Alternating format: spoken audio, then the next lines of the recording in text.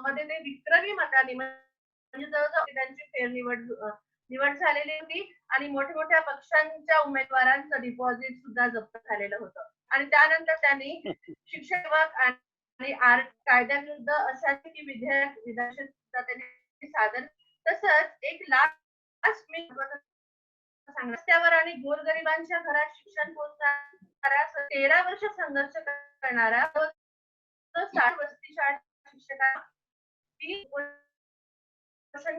आणि या सगळ्यात म्हणून तिसऱ्यांदा 2018 मध्ये तिसऱ्यांदा त्यांची विधानसभेवर निवड झालेली आहे. असे हे शिक्षक आमदार ज्यांना गोरगरीब विद्यार्थ्यांच्या शिक्षण मिळावं यासाठी ते कार्य करत असतात आणि शिक्षकांसाठी कार्य करत असतात.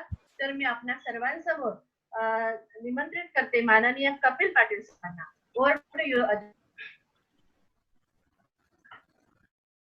पुढील 40 मिनिटं सर पाटील सर आणि त्यानंतर काही प्रश्न सुद्धा आम्ही घेणार आहोत. सुरू करू शकता. नमस्कार. सर्वप्रथम राज्यातील इंग्रजीच्या शिक्षकांनी हा जो वेबिनार आयोजित केला त्याबद्दल मी आपणा सगळ्यांचे आपल्या पदाधिकाऱ्यांचे मनपूर्वक म्हणतो आणि आपलं अभिनंदन करतो. कोविड नंतरच्या स्थितीमध्ये जग आमूलाग्र आणि स्वाभाविकच शिक्षण आहे. हे शिक्षण कसं असलं पाहिजे याबद्दल प्रामुख्याने आजची चर्चा आहे. पहिला प्रश्न आपल्या पुढे आहे तो शाळा कधी सुरू होणार.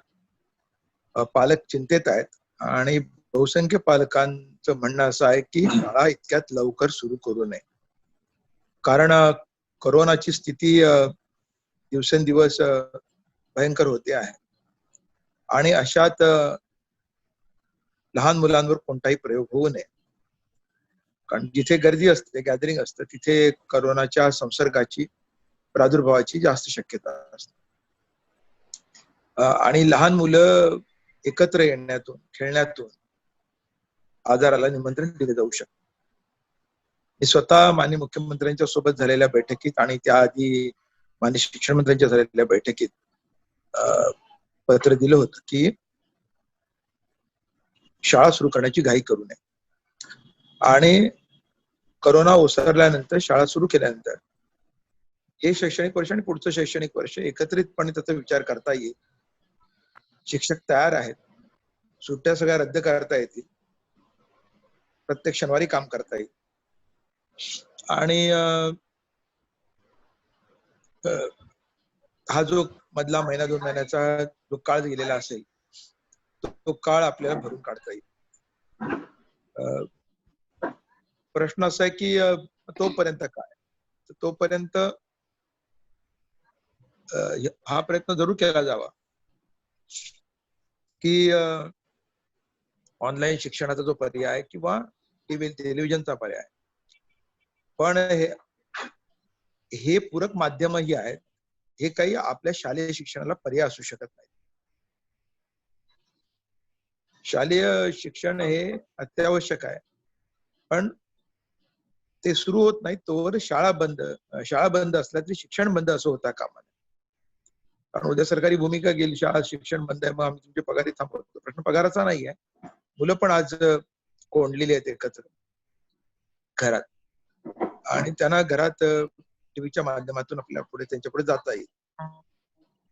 मी स्वतः डॉक्टर विवेक सावंत आणि डॉक्टर माशेलकर या सगळ्यांनी टीव्हीच्या माध्यमाला अधिक पसंती दिली. त्या सगळ्यांचं असं म्हणणं की मोबाईल हा काही मुलांच्या हातात देण्याजोगा उपाय नाही. दुसरं असं की आपल्या महाराष्ट्रात सगळीकडे कनेक्टिव्हिटी अशातला भाग नाही. ग्रामीण भागामध्ये 18% आहे कनेक्टिव्हिटी, शहरी भागामध्ये 52% ते 53% कनेक्टिव्हिटी आहे. शहरी भागात सुद्धा 46-47% लोक या ऑनलाईन पासून दूर आहेत. महाराष्ट्रात 2,30,00,000 घर आहेत, त्यापैकी फक्त 3% लोकांच्या घरी कम्प्युटर आहे. त्यामुळे ऑनलाईनला खूप मर्यादा आहेत आणि या मर्यादा लक्षात घेता टीव्हीचं माध्यम आपल्याला वापरणं थोडं सोपं जाईल, पण ते सुद्धा 15% लोकांच्या घरी टीव्ही सुद्धा नाहीये. इथे दुर्गम भाग आहे, डोंगराळ भाग आहे, इथे टीव्ही पोहोचला अशातला भाग नाही. आकडेच सांगतात, राष्ट्रीय सांख्यिकी सांगते की 15% लोकांच्या घरी टीव्ही सुद्धा नाही.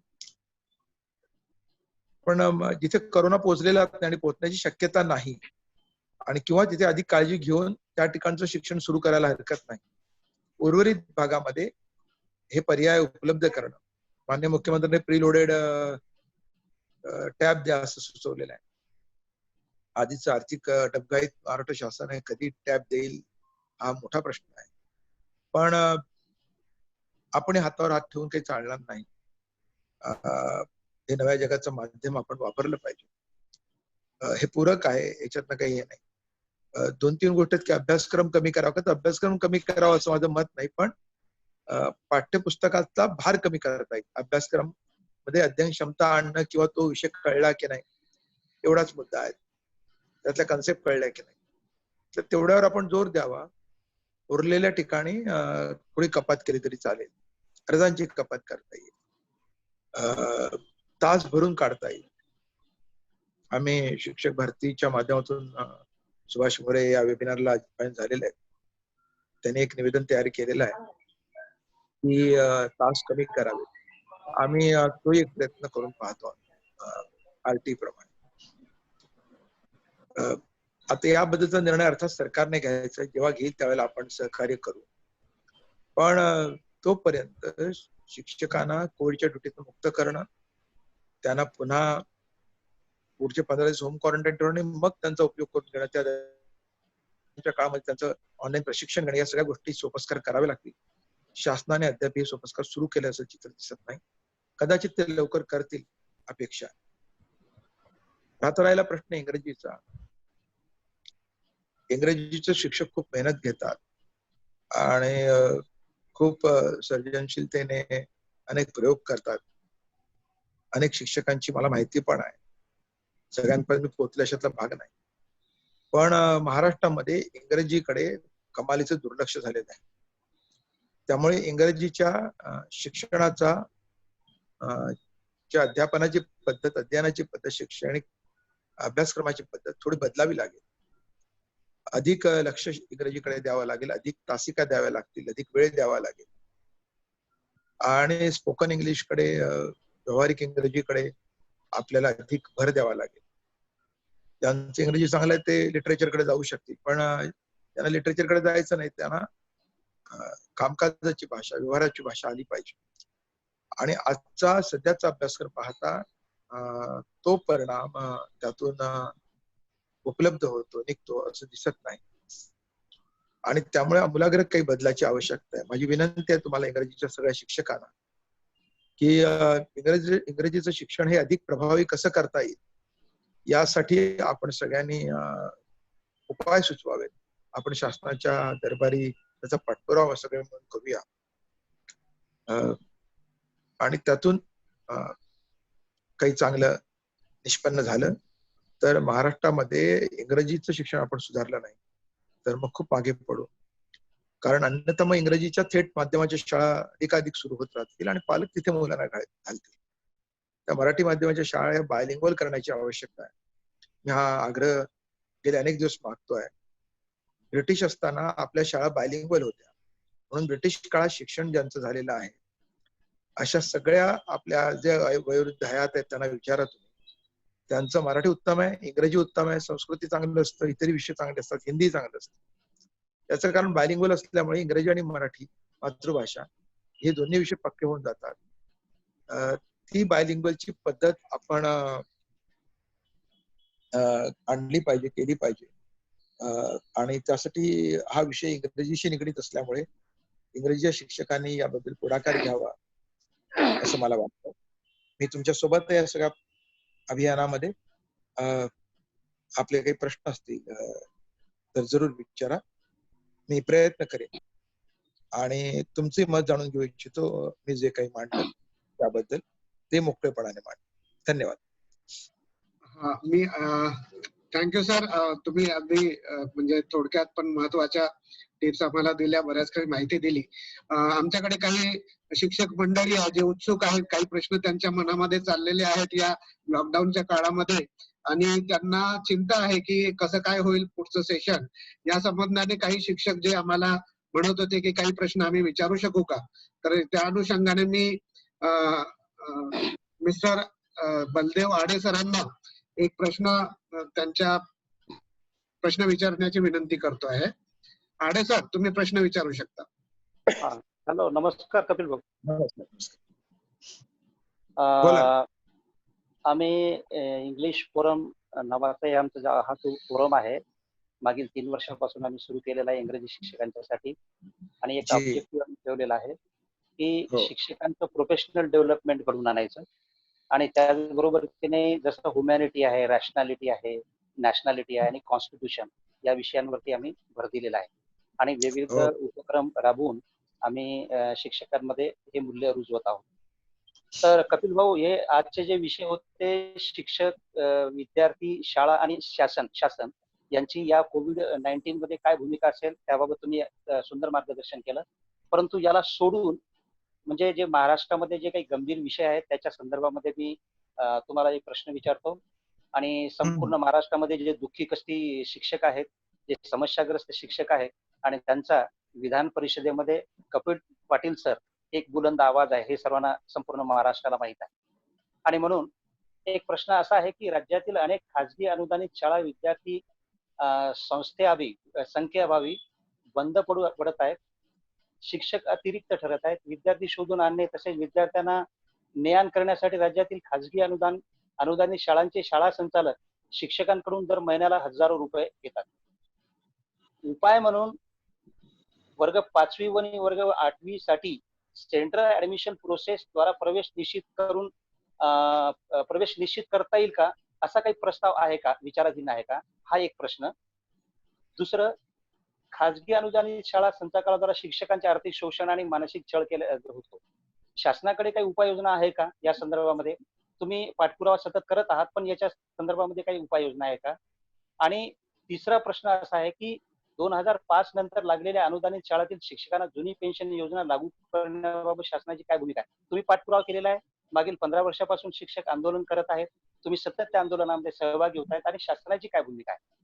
असे 3 प्रश्न होते.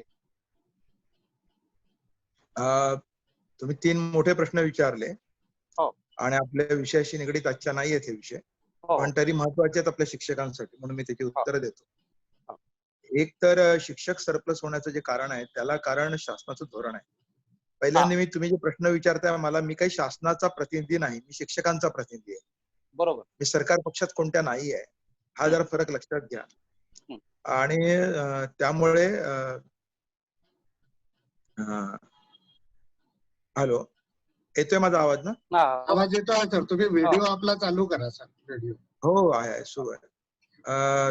मला वाटतं तुमच्याकडनं तो बंद झाला होता. ओके. तर शासनाकडे आपण मागतो, भांडतो, पण शासनाचं गेल्या अनेक वर्षातलं धोरण असं आहे, कोणतंही सरकार असो, कोणत्याही पक्षाचं सरकार असो, हे खाजगीकरणाच्या बाजूने आणि त्यांना शिक्षण हे ओझं वाटतं. म्हणून वेगवेगळ्या मार्गाने अनुदानित शिक्षण कसं बंद होईल, कमी होईल आणि आपल्या खांद्यावरचं हे आर्थिक ओझं कसं कमी करता येईल या प्रयत्नात शासन आणि त्यांचं प्रशासन हे लागलेलं असतं.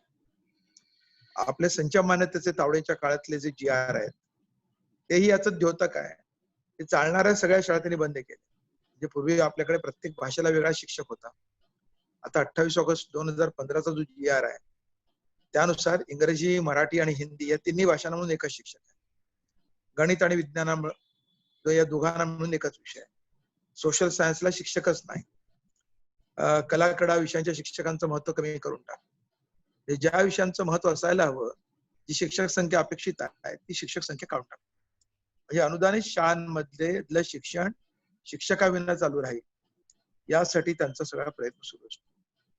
या विरोधात आपल्याला भांडणं हाच उपाय. आता नवीन सरकार येऊन 6-7 महिने झाले, सारखं सांगतोय त्यांना, पण अजूनही त्यांनी काही हे GR रद्द केलेले नाहीत. मुंबईतल्या रात्रशाळा आहेत त्या त्यांनी बंद करून टाकल्या मागच्या सरकारने.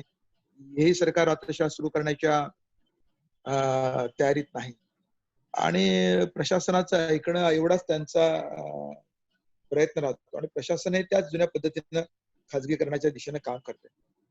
तेव्हा शिक्षकांना पुढचं जे संकट आहे अस्तित्वाचं आजच्या, त्यासाठी पहिल्यांदा खाजगीकरणाला कठोर विरोध करावा लागेल. आणि खाजगीकरण हे शिक्षकांच्या अस्तित्वावरच नाही तर सर्वसामान्य गरिबांच्या शिक्षणाच्या विरोधात आहे. सामान्यांचं शिक्षण महाग करणं, गरिबांना शिक्षणापासून दूर करणं हा त्यामागचा उद्देश आहे. आणि ज्याच्या खिशात पैसा आहे त्याने शिकावं हा त्यांचा प्रयत्न आहे. म्हणून त्या विरोधामध्ये आपल्याला सतत लढावं लागेल की शिक्षण हे सर्वांचं असलं पाहिजे, समन्यायी असलं पाहिजे, सर्वांना मोफत उपलब्ध झालं पाहिजे, म्हणजे अनुदानित असलं पाहिजे, सगळ्या शाळा अनुदानित असल्या पाहिजे, हा आपला आग्रह असला पाहिजे. पण गेल्या सरकारने तर तुम्हाला आश्चर्य वाटेल 13,000 शाळा बंद केल्या प्रायमरीच्या, जिल्हा परिषदेच्या, पण 13,000हून अधिक खाजगी स्वयं अर्थशासित शाळांना परवानगी देऊन टाकली, सेल्फ फायनान्स शाळांना परवानगी दिली.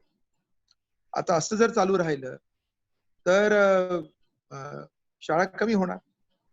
दुसरा तुमचा जो प्रश्न आहे तो 2005च्या संदर्भातल्या अनुदानाचा. 2005च्या अगोदर जे कोणी सरकारी कर्मचारी आहेत, निम सरकारी कर्मचारी आहेत किंवा शिक्षक आहेत, हे सगळे पेन्शनला पात्र आहेत. 2005 नंतर मात्र पेन्शनचा अधिकार आपला काढून घेण्यात आलेला आहे. त्यावेळेला जे वाजपेयी साहेबांचं सरकार होतं भाजपचं, त्याने पेन्शन आपलं घाण टाकलं आंतरराष्ट्रीय करार करताना, आणि त्यामुळे सर्वसामान्यांचा पेन्शनचा अधिकार नोकरदार वर्गाचा गेलेला आहे. कॉन्ट्रीब्युटरी म्हणजे अंशदायी पेन्शन योजना आहे, पण त्याबद्दल तक्रारी आहेत, नाराजी आहे, असंतोष आहे. पण हा भारत सरकारने केलेला कायदा आहे, तो बदलण्यासाठी ची शक्ती आज आपल्याकडे एवढी नाही. ती लढाई करत राहावी लागेल, सतत करावी लागेल, खूप मोठी लढाई करावी लागेल. पण 2005च्या अगोदरच्या लोकांना जे देय आहेत तेही सरकार द्यायला तयार नाही. तेही कोर्टात केसेस चालू आहेत आणि सरकारशी भांडत राहणं हाच दुसरा काही त्यापेक्षा दुसरा उपाय नाही. मला वाटतं तुमच्या तिन्ही प्रश्नांना उत्तर मी दिली आहेत. का राहिलं असेल तर परत आठवण करा. खूप खूप धन्यवाद सर. आणखी एक प्रश्न येतो आहे डॉक्टर शुभांगी पनकुले मॅडम कडनं. डॉक्टर शुभांगी पनकुले मॅडम, तुम्ही तुमचा प्रश्न विचारू शकता. आवाज नाही येत तिचा. बोला, आवाज येतोय तुमचा, बोला. डॉक्टर शुभांगी पनकुले मॅडम, तुम्ही विचारू शकता तुमचा प्रश्न. जर मॅडमला आवाज नसेल तर मी दुसरा प्रश्न घेतो. मिसेस दीपिका गोडे मॅडम कडे एक प्रश्न आहे. गोडे मॅडम, तुम्ही तुमचा प्रश्न विचारा. नमस्कार सर. मला तुम्हाला हे विचारायचं होतं की आम्ही आता आजकाल खूप टीव्ही न न्यूजवर हे सतत पाहत असतो की करिक्युलम कमी होणार आहे. तर आता आमच्या शाळेत कसं आम्हाला ऑर्डर्स मिळाल्या आहे शाळेकडनं की तुम्ही आपलं शिकवणं सुरू करा. तर आता आम्ही शिकवणं सुरू करणार आहोत, पण आता आम्हाला हे माहित नाही की आम्हाला काय शिकवायचं आहे ना का नाही शिकवायचं आहे. तर थोडी आमची ही गोष्ट तिथपर्यंत तुम्ही जरी पोहोचवली की जे पण करिक्युलम कमी होणार आहे ते लवकरात लवकर आम्हाला कळविण्यात यावे, तर तुमची खूप आभार राहील सर. जरूर जरूर. पण मॅडम दोन फरक आहे, अभ्यासक्रम आणि पाठ्यपुस्तक. आपण पाठ्यपुस्तकावर आधारित शिकवत असतो, पण अभ्यासक्रम हा काही बदलला जात नाही. पाठ्यपुस्तकातले पाठ कमी होती, पण अभ्यासक्रमामधली जी उद्दिष्ट असतात त्या विषयाची ती त्या वर्षी त्या इयत्तेला ठरलेली असतात आणि ती फारशी कमी होणार नाही. आणि आपण त्याची चिंता करू नये. ते जेव्हा कळवतील तेव्हा तिथून सुरू करता येईल.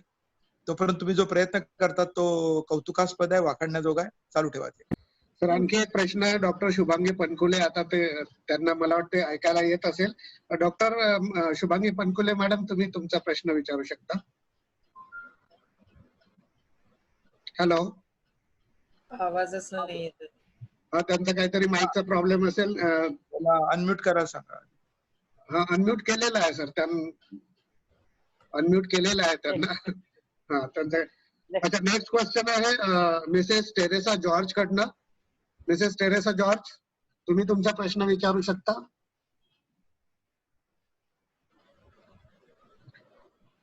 हा मॅडम, तुम्ही स्वतःला अनम्यूट करा आधी. हा, आता तुम्ही तुमचा प्रश्न विचारू शकता. Hello hello. हाँ मैडम, आप सवाल पूछ सकते हैं. Yes sir. नमस्ते सर. मेरा प्रश्न है वरिष्ठ श्रेणी और निवड श्रेणी के संदर्भ में है। पिछले 4-5 वर्षों से वरिष्ठ श्रेणी और निवड श्रेणी की ट्रेनिंग नहीं हो रही है, इसलिए बहुत से शिक्षक योग्य रहकर भी वरिष्ठ ग्रेड के वेतन श्रेणी से वंचित है। ऐसी परिस्थिति में बहुत से शिक्षक राह देख रहे हैं कि उनको वरिष्ठ अथवा निवड श्रेणी पे श्रेणी कब लगने वाली है। क्या आप गवर्नमेंट सर्कुलर द्वारा संस्थाओं को बाध्य कर सकते हैं कि शिक्षकों को 12 और 24 साल की सेवा होने के बाद लाभ प्रदान करें? बहुत से शिक्षक बिना लाभ के ही रिटायर भी हो चुके हैं। ऐसे में उनके पेंशन में हुआ नुकसान की भरपाई कैसे होगी? धन्यवाद। इसका प्रश्न एक सीधा सा उत्तर है इसका मैडम। नंबर 1, ट्रेनिंग देने की जिम्मेदारी ये सरकार की है। यदि सरकार ट्रेनिंग देने की जिम्मेदारी पूरी नहीं करती तो उसको रोका नहीं जा सकता। दूसरी मांग हमने किया है कि ट्रेनिंग छुट्टियों में करे, कुछ विशिष्ट काल में करने, इसकी कोई जरूरत नहीं। आप ऑनलाइन रखिए। कोई भी टीचर अपना 12 साल या 24 साल पूरा होने के बाद या पूरा होने के पहले वो ट्रेनिंग को पूरा कर ले और उसे पात्र माना जाए, क्वालिफाई माना जाए। ये होना चाहिए, प्रयास जारी रहे। सर, यानंतर तुमच्या शिक्षक भारतीच्या महिला आघाडीच्या कार्यकर्ता मिसेस अनघा वैद्य यांच्याकडे सुद्धा तुमच्याकरता एक प्रश्न आहे।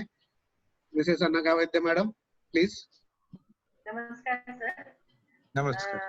माझा प्रश्न हा विषयाला धरूनच आहे। आता हे कोविड-19 मुळे जी संभ्रम अवस्था झालेली आहे, माझा प्रश्न म्हणण्यापेक्षा माझं असं म्हणणं आहे की आपण हे सरकारला आपल्या माध्यमातून समोर प्रोसेस करू शकता की सध्या आपण फक्त 10वी आणि 12वी या दोनच वर्गाला आपण केंद्रबिंदू ठेवून जर शाळा सुरू केल्या आणि 5वी ते 8वी वर्गाला दिवाळीनंतरही आपण घेऊ शकतो आणि होणारच आहे। आपण सुट्ट्या पण कमी करणार जसं आपण म्हटल्याप्रमाणे। पण आता दोनच वर्गाला जर टार्गेट केलं 10वी आणि 12वीला तर काय होईल, डिस्टन्सिंग ठेवून सुद्धा आपण वर्ग घेऊ शकू। शिक्षक पण अवेलेबल राहतील, 10-10, 15-15 मुलं घेऊन आपण वर्ग सुरू करू शकतो आणि त्यांचा कोर्स पूर्ण होत राहील दिवाळीपर्यंत आणि त्यानंतर वर्ग 5 ते 8 जे काही उरलेले आहेत ते आपण करू शकतो। तर हा असा विचार आपण समोर मांडू शकता का?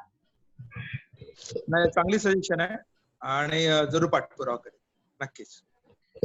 सर, यानंतर आणखी एक क्वेश्चन आहे मिसेस शिखा बावेशी, त्यांचा एक प्रश्न आहे। शिखा बावेशी मैडम। हाँ सर, हेलो सर। जैसे आप टीचर्स रिप्रेजेंटेटिव हैं, तो अभी जैसे हम लोग को टीचर्स को ये बोला गया है कि आप दीक्षा ऐप के थ्रू बच्चों को पढ़ा सकते हैं, ठीक है।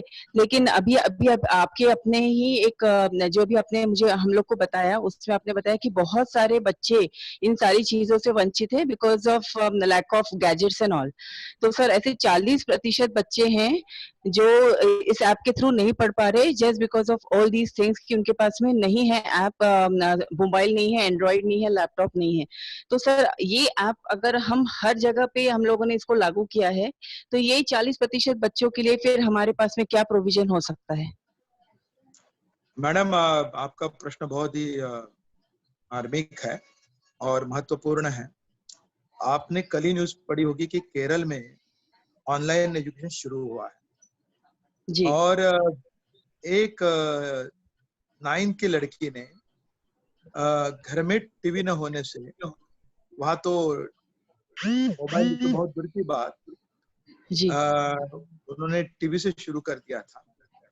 गरीब घर का परिवार था तो टीवी नहीं था, तो पिताजी उसके बोले कि हम बगल में किसी के पास जाकर पढ़ेंगे, मगर वो संभव नहीं था।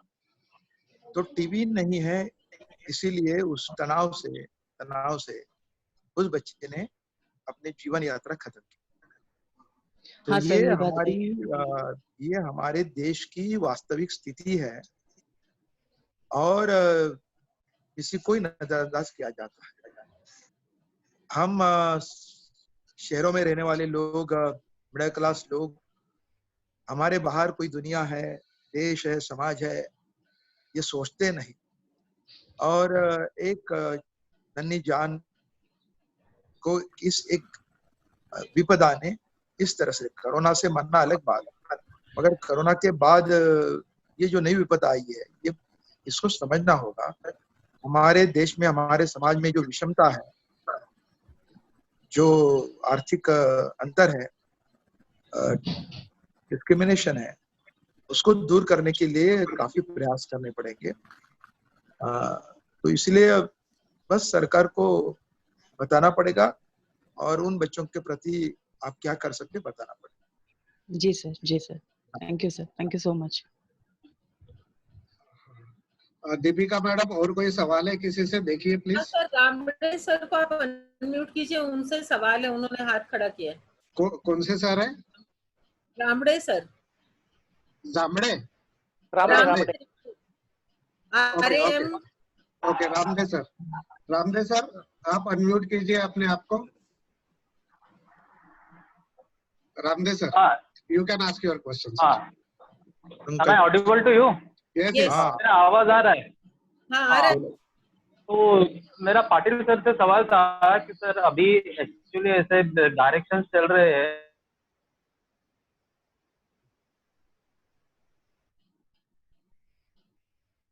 स्कूल जो है 15 अगस्त से शुरू होंगे, उसका पैटर्न क्या रहेगा?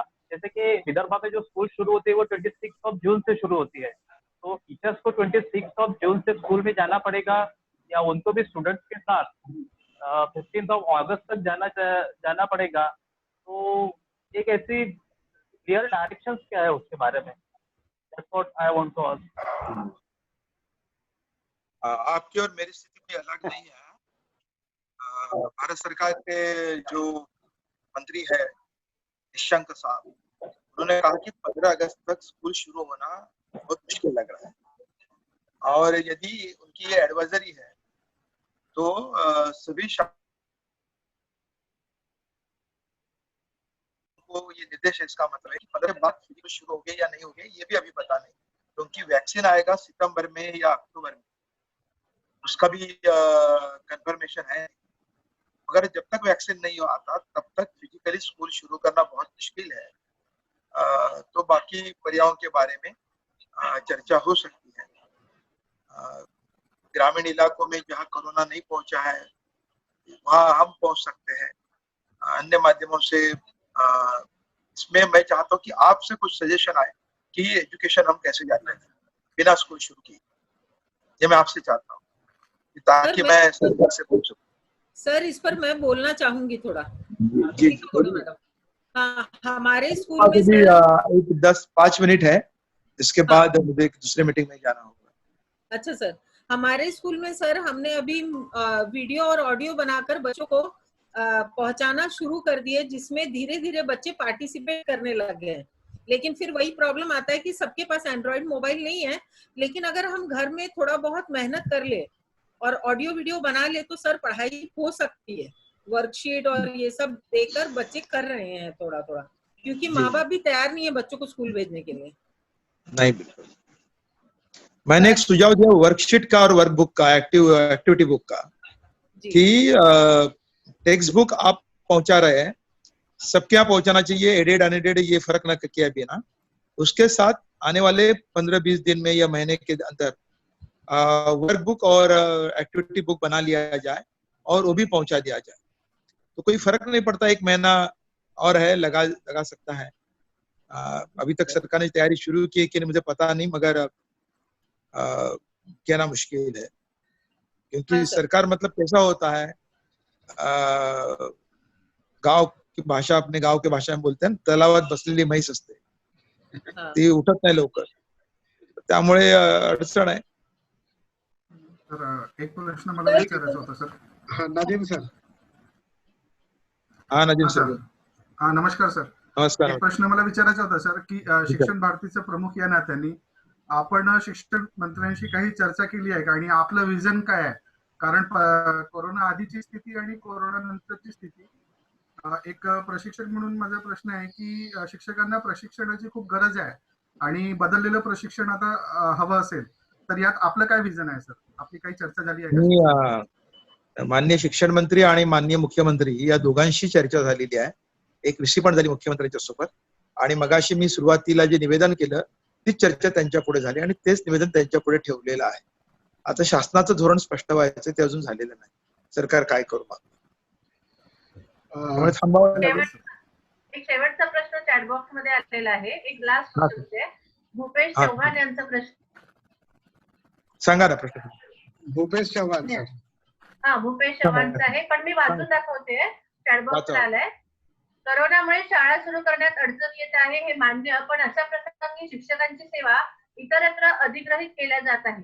पर्यायी शिक्षकांना त्यांच्या मूळ कार्यापासून दूर केल्या जात आहे. हे थांबवण्यासाठी काही उपाय करता येईल का? सर, आपलं गाऱ्हाणं ऑलरेडी माननीय मुख्यमंत्र्यांपुढे मांडलेलं आहे आणि कोविडच्या ड्युटीवर 70% शिक्षक आहेत, त्यांनाही परत बोलवावं. त्यांना 14 दिवस घरी होम क्वारंटाईन करावं आणि या 14 दिवसात त्यांना ऑनलाईन प्रशिक्षण द्यावं नव्या बदललेल्या शिक्षणाच्या बद्दलचं, आणि मग त्यांना सुरू करावं. आणि जिथे फिजिकली शक्य आहे तिथे विद्यार्थ्यांपर्यंत जाणं खेड्यापाड्यात. याच्यामध्ये 2 अजून प्रश्न आहेत. एक तर ते स्थलांतरित कामगार आहेत, त्यांची मुलं गेलेली आहेत, त्यांना शोधून काढणं, त्यांना संपर्क साधणे खूप जिकरीचं काम आहे, सोपं काम नाही. ते आपल्यालाच करावं लागणार आहे आणि तेही आपल्या घरी बसून शोधायचंय. त्यामुळे पण ते करावं लागेल आपल्याला. आपण त्याचा पाठपुरावा आपण स्वतः सोडता कामा नये. कोणाचा फोन मिळाला नाही या मार्फत त्या मार्फत ते शोधलं पाहिजे. आपला प्रत्येक वर्गातनं शाळेतनं निघून गेलेला मुलगा त्याचं शिक्षण कधीही खंडित होता कामा नये, ही काळजी आपण घ्यायची आहे. जेवढी आपण काळजी घेऊ तेवढं आपलं अस्तित्व भक्कम राहील आणि आपण सुरक्षित राहू. कपिल सरांनी आपल्याला वेळ दिला आणि याबद्दल आभार प्रदर्शन मिस्टर बलदेव आडे सर करतील अशी मी त्यांना विनंती करतो. आडे सर.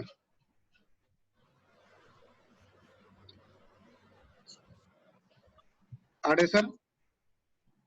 सर, मी रजा घेतो तोपर्यंत.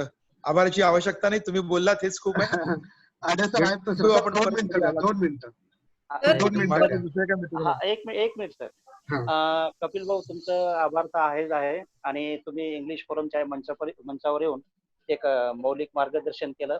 तसंच एक सूचना सुद्धा केली आहे की खाजगीकरणामुळे गरिबांचं नुकसान होत आहे, गरीब मुलांना शिक्षण मिळत नाही आणि सेल्फ फायनान्सच्या शाळा सुरू झाल्या, त्या खाजगीकरणाला थांबवण्यासाठी जो काही तुम्ही लढा उभाराल त्याच्यामध्ये आम्ही सहभागी आहे. इंग्लिश फोरम तुमच्या सोबत राहील, आम्ही आश्वासन देतो.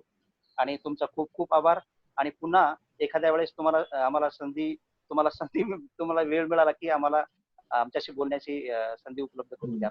नाही, तुम्ही शिक्षक भारतीच्या संपर्कात राहा. मी काही संघटनेचा प्रमुख नाही, त्यांचा प्रतिनिधी आहे फक्त.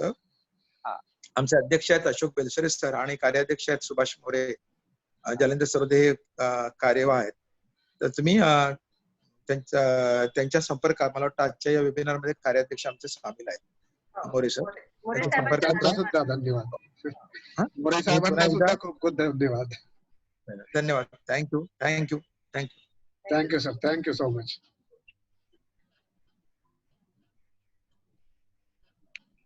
अजय सर, सबको एड्रेस कर दीजिए थोड़ा सा. मैडम आप ही कर दीजिए. So thank you all the participants for joining, and I am very sorry that there were some technical difficulties. From the next meeting we will see to it that there are no technical difficulties and it becomes easy for you to join as soon as you tap the link or you put the meeting ID and the password.